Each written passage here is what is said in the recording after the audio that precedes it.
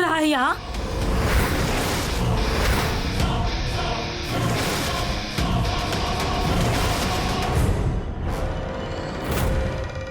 सही कहते हैं सभी, औरत हर चीज बर्दाश्त कर सकती है सिवाय सौतन के।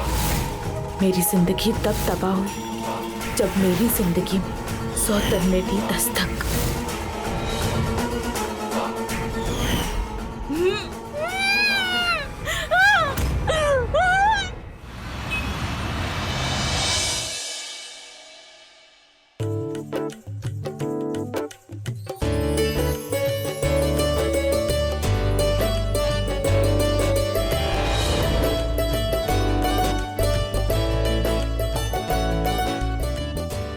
नाश्ते में क्या बन रहा है? ऑमलेट। ओह वाओ, मेरा फेवरेट। नहा लिया तुमने? हाँ। तो बाल तो सुखा लेती। वैसे गीले बालों में तुम बहुत सुंदर लगती हो। क्या फायदा दीदी, जिसे हमारी खूबसूरती की तारीफ करनी चाहिए वो तो हमेशा लैपटॉप में घुसे रहते हैं। उन्हें ना हमारी कदर है ना फिक्र है। ऐसा नहीं है चित्रा, अनंत भी क्या करे, उसकी बेचारी की जॉब ही ऐसी है। क्या फायदा ऐसी जॉब का दीदी, जिसमें न टाइम हो न पैसा हो। पूरे महीने के 25,000 सैलरी कमाते हैं और अंत में जाके पूरा 25,000 का हिसाब लगाते हैं। दीदी, अरे इतना खूबसूरत हार जेठ जी ने दिया? हाँ। ये तो बहुत महंगा लग रहा है दीदी। वाकई में जेठ जी आपसे कितना प्यार करते हैं। हर हफ्ते आपको एक तोहफा लाके देते हैं ना वो। चित्रा, अनंत भी तुमसे बहुत प्यार करता है। खाक प्यार करते हैं वो। आज तक हमको ना ढंग की साड़ी तक नहीं लाके दिए। आपको पता है, हमारे पास जितनी साड़ी है सब आप ही ने तो दी है। जेठ जी वाकई में आपसे बहुत प्यार करते हैं। अब देखिए ना, उनकी गवर्नमेंट सर्विस, ऊपर से अच्छी तनख्वाह, ऊपर से ऊपर की अच्छी कमाई। क्या बात है। एक मिनट चित्रा, कहीं तुम ये तो नहीं कहना चाहती कि सतीश एक भ्रष्ट ऑफिसर है?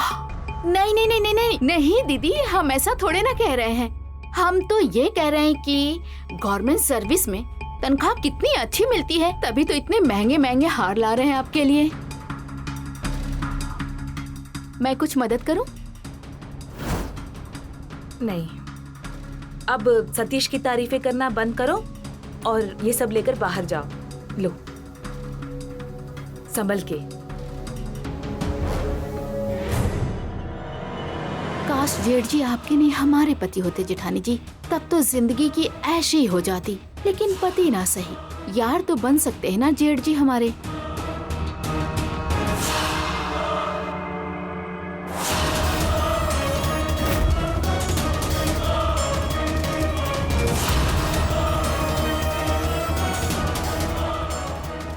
जेठ जी, आपके लिए जूस।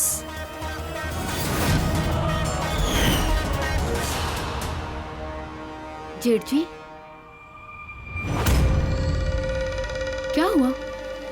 कहाँ खो गए थे? कुछ नहीं, बस गीले बालों में बहुत खूबसूरत लग रही हो।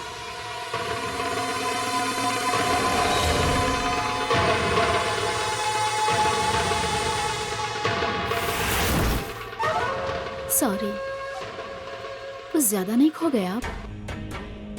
ऐसा लग रहा है जैसे तुमने पानी की बूंदे नहीं, अंगार बरसाई हो मुझ पर। ओह, शायराना, क्या बात है।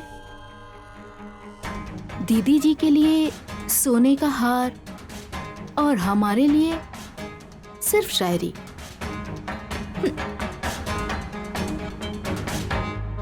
किसने कहा कि सिर्फ दीदी के लिए? ये तुम्हारे लिए। क्या ये सच में हमारे लिए? ये तो बहुत खूबसूरत है। सच ना? ये हमारे लिए है ना? अपनी दीदी को मत बताना। नहीं नहीं नहीं, भला हम क्यों बताएंगे? ये तो आपके और मेरे बीच में सीक्रेट रहेगा ना? वाकई में बहुत खूबसूरत है।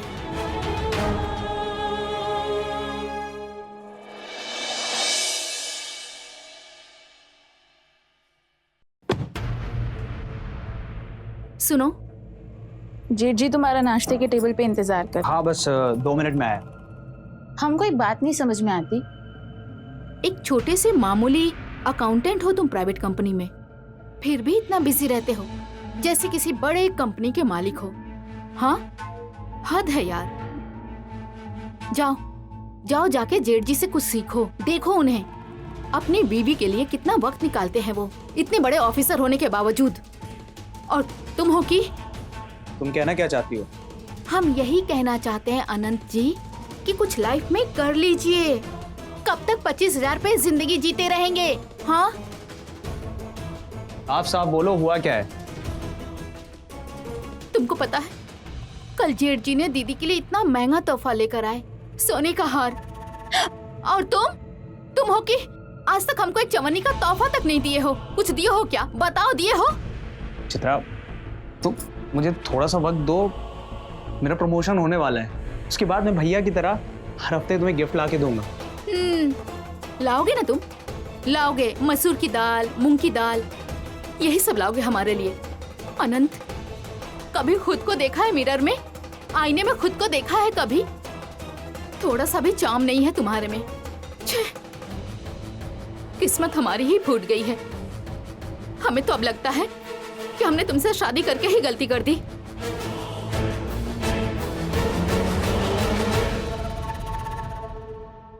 सतीश जी, टिफिन।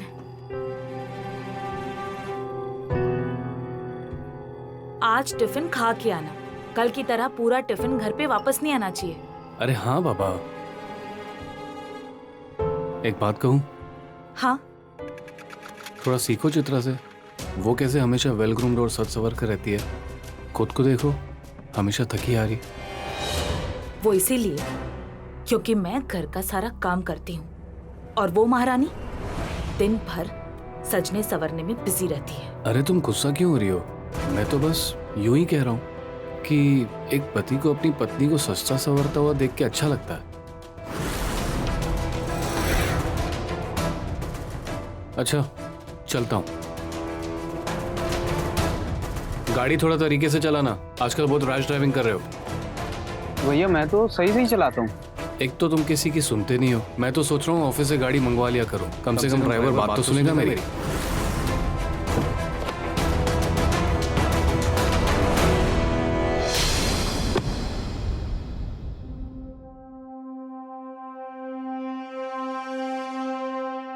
चित्रा, दीदी, आप? अरे क्या हुआ चित्रा? इतना घबरा क्यों गई तुम? नहीं, मैं घबराई नहीं। वो आप एकदम अचानक से आ गई ना, इसलिए। कुछ काम था? हाँ, ये देखो ना, ये शर्ट कैसी है? आज सतीश का बर्थडे है ना, तो मैंने सोचा कि गिफ्ट कर देती हूँ। कैसी है? सुंदर है ना? सच कहें दीदी तो बिल्कुल भी अच्छा नहीं है। जेठ जी इतने हैंडसम है, उनकी हाइट, लंबाई और कितने सुंदर दिखते हैं ना वो, उन पे ये शर्ट नहीं जचेगी। उनके ऊपर तो कलरफुल वाला बहुत सूट करेगा। हाँ। अच्छा, अरे तुम दुखी क्यों हो रही हो? मैं अभी ऑनलाइन ऑर्डर कर देती हूँ ना, अभी आ जाएगा। और हाँ, आज रात का खाना भी मैं बनाती हूँ। नहीं, रहने दो, मैं सब कुछ खुद कर लूंगी। क्यों? आज जेठ जी का इतना स्पेशल दिन है, आपका भी है, यानी उनकी क्वीन के लिए भी तो स्पेशल दिन है ना, तो रात का खाना तो मैं ही बनाऊं।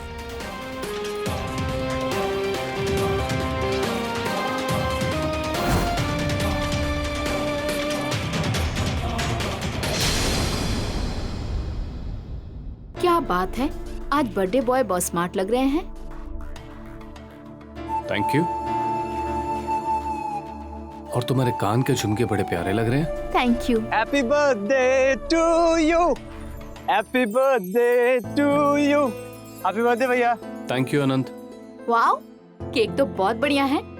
चलिए अब केक काट भी लीजिए। जरूर। अरे एक मिनट, बहुत जरूरी काम है। ये बताओ कि इन दोनों शर्ट्स में से आपको ज्यादा कौन सी अच्छी लगी? ये वाली।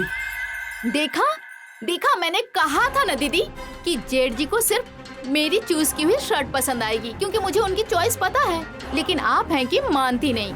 चलिए अब केक कट किया जाए। श्योर।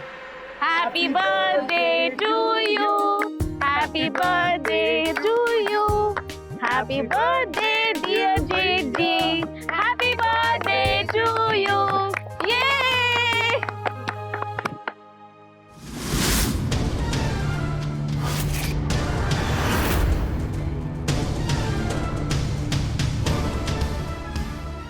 चित्रा, कुछ तो शर्म करो, जेठ जी है तुम्हारे।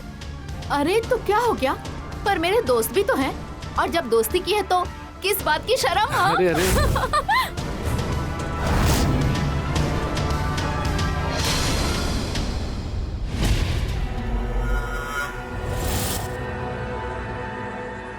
यहाँ आप? हाँ, वो केक साफ करने आया था। मेरे वॉशरूम में पानी नहीं है और मुझे काफी इरिटेशन हो रही है, तो अच्छा, आइए।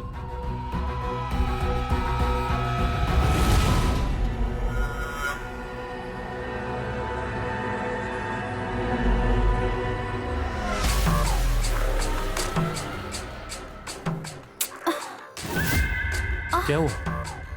ये मेरा चेन, जरा एक मिनट देखिए।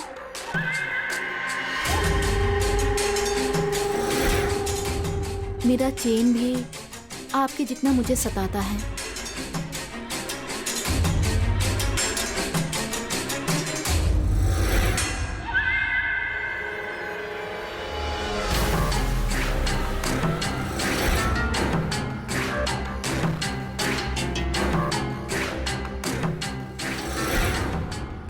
कल दीदी मायके जा रही है, रात में लौटेगी।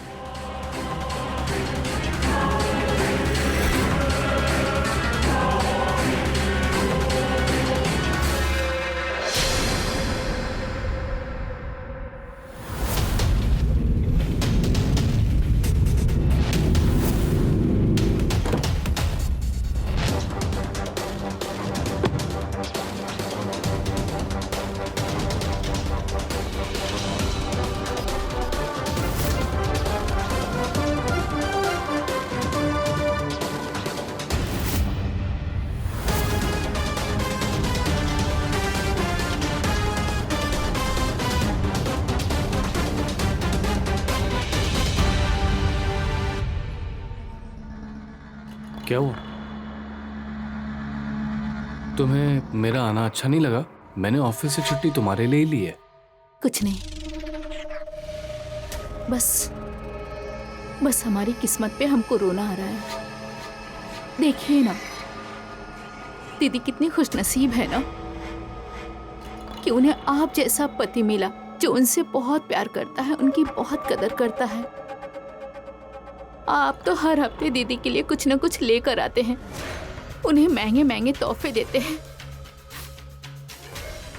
और एक हमारा पति, तोहफा तो दूर की बात, वो हमें टाइम तक नहीं देता है। ऑफिस में ओवर टाइम करते हैं, ऊपर से सैलरी सिर्फ 25,000 रुपए। वो कॉर्पोरेट में जॉब करता है, वहाँ ऐसे ही ओवर टाइम चलता है। पर हमारी लाइफ का क्या? हाँ, हमारी जिंदगी तो बर्बाद हो रही है ना। क्या हमारे कोई अरमान नहीं, हमारी कोई ख्वाहिश नहीं है क्या? उसका क्या होगा? उसके लिए मैं हूं ना, मैं पूरे करूंगा तुम्हारे अरमान और तुम्हारी ख्वाहिशें।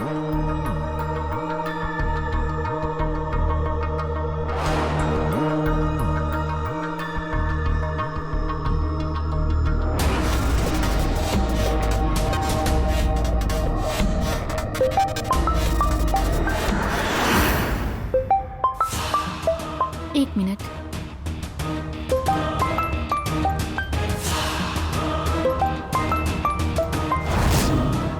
ये आदमी भी ना,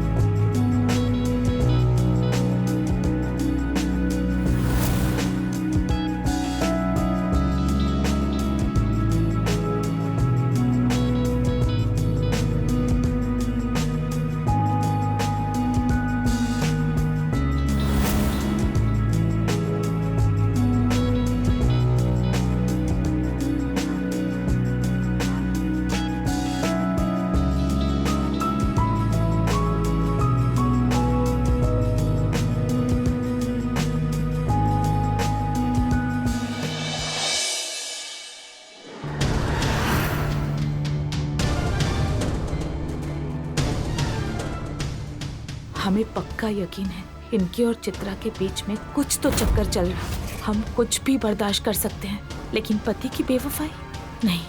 हमें कुछ करना ही होगा, क्योंकि हम अपनी जिंदगी में सौतन नहीं चाहते, बिल्कुल नहीं।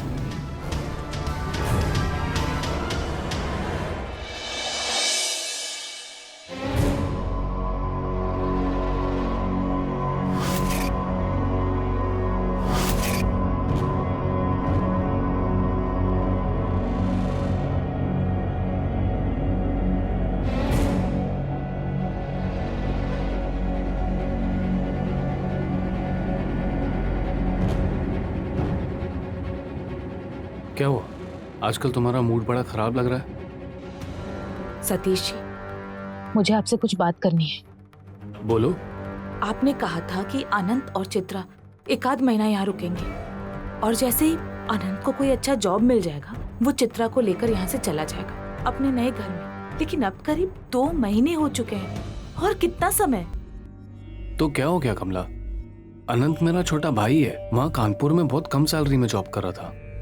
यहाँ लखनऊ में कम से कम करियर बनने के चांसेस तो हैं, और बड़े भाई का घर होते हुए वो किसी और जगह पे रहेगा, अच्छा लगता है क्या? देखो, उसे थोड़ा फाइनेंशियली स्टेबल हो जाने दो, अच्छी जॉब लग जाने दो, थोड़े पैसे जमाने दो, उसके बाद देख लेंगे उसके लिए दूसरा घर। नहीं सतीश जी, मुझे कुछ ठीक नहीं लग रहा। पता नहीं क्यों मुझे चित्रा के लक्षण ठीक नहीं लगते। वो जैसे चिपक चिपक के आपसे बातें करती है, आपके आसपास घूमती रहती है। मुझे ये सब कुछ जरा भी पसंद नहीं। अरे बच्ची है वो, ऐसे ही करती है, तुम उसका टेंशन मत लो।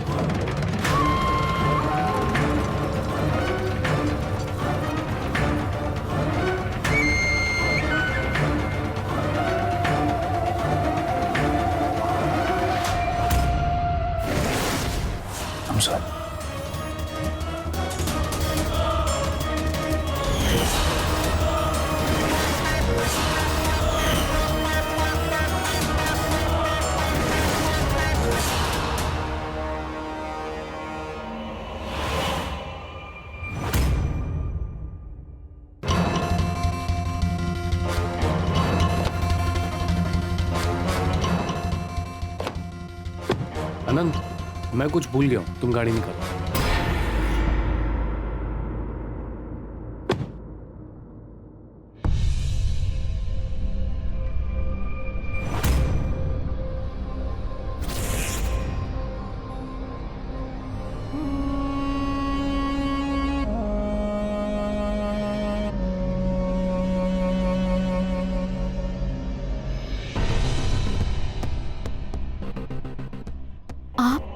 चित्रा, अब मैं तुम्हारे बिना नहीं रह सकता। सुनिए, दीदी आज दोपहर में डॉक्टर के पास जा रही हैं, 3:30 बजे।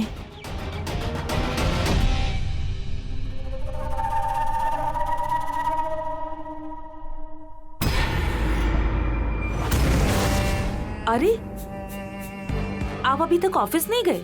अरे वो फोन भूल गया था। तुम आज डॉक्टर के पास जा रही हो? हाँ, वो 3:30 बजे का अपॉइंटमेंट है, लेकिन आने और जाने में शाम हो जाएगी। ठीक है, तो मुझे बता देना, वापसी में तुम्हें पिक कर लूंगा। कहीं कमला ने हमें देख तो नहीं लिया चित्रा के साथ चिपकते हुए? हमें और चौकन्ना रहना होगा। चलता हूँ। ठीक है,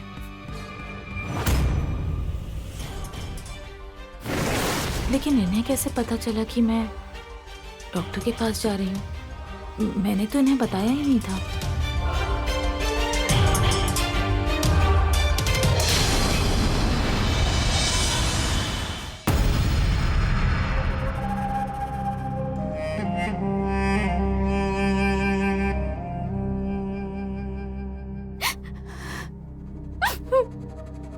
क्या हुआ चित्रा? सतीश, मैं आपके बगैर नहीं रह सकती अब। मैं सच कह रही हूँ सतीश, मैं सच्ची आपके बगैर नहीं रह सकती अब। मुझे ऐसा क्यों लग रहा है कि जैसे मैं दीदी का कुछ चुरा रही हूँ, जैसे मेरी जिंदगी से सब कुछ जाने वाला है। सतीश बताइए ना, अब मैं क्या करूँ? मुझे कुछ भी समझ में नहीं आ रहा है सतीश, मुझे कुछ भी नहीं समझ में आ रहा है। प्लीज मुझे बताइए मैं क्या करूँ। चित्रा, मैं भी तुम्हारे बगैर नहीं रह सकता, और ये सोचकर कि वो आनंद तुम्हारे साथ है मेरे रगों में कीड़े तोड़ते हैं। पर सतीश, आखिर कब तक? मुझसे नहीं हो पाएगा। कब तक हम यूं ही ऐसे चुपके चोरी चोरी मिलते रहेंगे सतीश? हाँ, और वैसे भी सब कुछ तो दीदी का है ना? हाँ, अगर आपने मुझे छोड़ दिया तो हाँ, सब कुछ तो दीदी का है। आप तो कभी भी अपनी मर्जी से मुझे इस घर से और अपनी जिंदगी से निकाल फेंक देंगे। फिर मेरा क्या होगा? मैं कहाँ जाऊंगी? मेरा क्या होगा सतीश? हाँ? तुम्हें सच में ऐसा लगता है मैं करूंगा तुम्हारे साथ?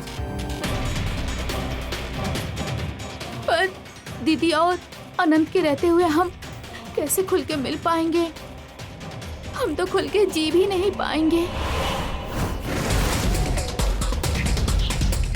मैं तुम्हें पाने के लिए कुछ भी कर सकता हूँ। सच्ची ना? हाँ चित्रा।